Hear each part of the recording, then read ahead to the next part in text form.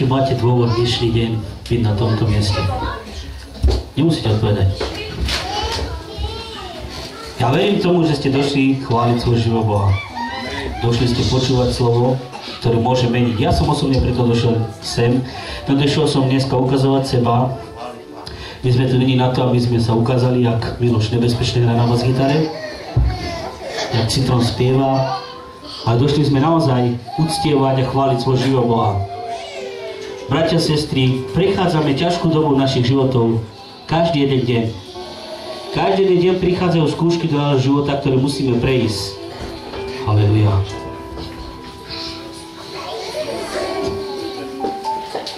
Nebuďte smutní. Poďme zhodiť tie starosti zo seba, všetky tie. To trápenie, to ťažobu. Vyhoďme to dneska všetko von zo seba.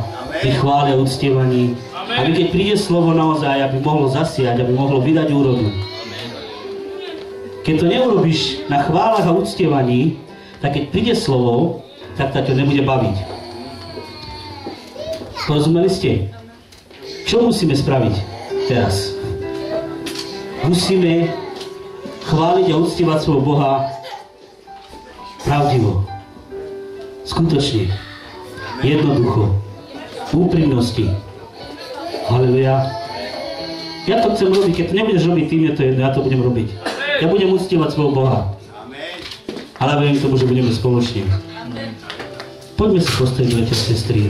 Kto chce, komu to nezakázal doktor, keď ti to zakázal doktor, tak sa aj tak postav. Boh ťa uzdraví. Halleluja. Oslavujte Hospodina.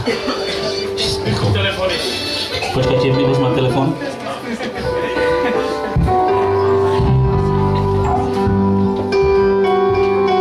Halleluja. Církev, poďme oslavovať svojho živého Boha. Kto je církev? Povedz, ja som církev. Ja som Boží dom. Duchu Boží, ty prebývaš vo mne. Ja ti za to ďakujem a chválim tvoje sväté meno, Ježiš. Halleluja. Tebe patrí sláva, Ježišu. Oslavujte Hospodina, ktorý slúžite v dome Pánovom. Stop. A teraz si dáme otázku, kto slúži v Božom dome? My, ktorí sme tuto vpredu? Ja si myslím, že všetci spoločne uctievame svojho Boha. Halleluja. A poďme ešte raz.